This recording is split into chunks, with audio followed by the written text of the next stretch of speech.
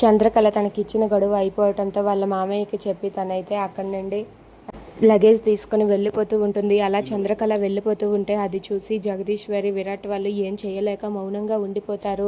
ఇక అక్కడ ఉన్న శ్యామల అలాగే శృతి వీళ్ళందరూ కూడా చాలా సంతోషిస్తారు. ఇక అక్కడ ఉన్న రఘురామ్ అయితే అది చూసి తట్టుకోలేక రఘురామ్కి ఒక్కసారిగా కన్నీళ్లు వచ్చి తన నోటి నుండి మాట వస్తుంది.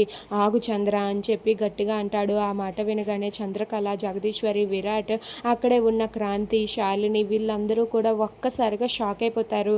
ఇక అక్కడ ఉన్న రఘురామ్ అయితే ఆగు చంద్ర, ఎక్కడికి వెళ్తావు, ఇంట్లో నుండి వెళ్ళవలసింది నువ్వు కాదు అని చెప్పి అక్కడ ఉన్న రఘురామ్ చంద్రకళని పిలుస్తాడు. ఇక ఆ మాట వినగానే చంద్రకళ ఒక్కసారిగా షాక్ అయ్యి వెంటనే వాళ్ళ మామయ్య దగ్గరకు పరిగెత్తుకుంటూ వస్తుంది. మామయ్య మీరు నన్ను పిలిచారా అని చెప్పి అంటూ ఉంటుంది. దాంతో అక్కడ ఉన్న శాలిని అయితే ఒక్కసారిగా షాక్ అయ్యి భయపడుతూ ఉంటుంది.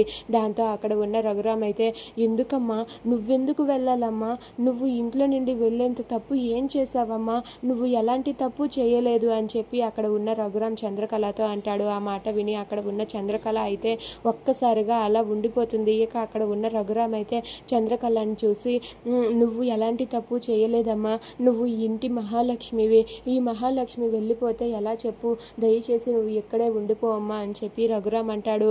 ఇక ఆ మాట విని శ్యామల అయితే అన్నయ్య, ఆ రోజు వినాయక చవితి పండుగ రోజు నీ తల మీద గట్టిగా కొట్టింది ఎవరన్నయ్య అని చెప్పి శ్యామల అడుగుతూ ఉంటుంది. ఆ మాట వినగానే అక్కడ ఉన్న రఘురామ్ అయితే వెంటనే శాలిని వైపు చేయి చూపించి అదుగో అక్కడ నిలబడి ఉంది కదా, ఆ శాలినియే నన్ను తల మీద గట్టిగా కొట్టింది అని చెప్పి అక్కడ ఉన్న రఘురామ్ అంటాడు.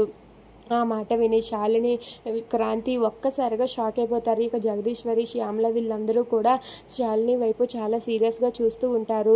ఇక నిజం తెలిసాక శాలిని ఏం చేయనుంది.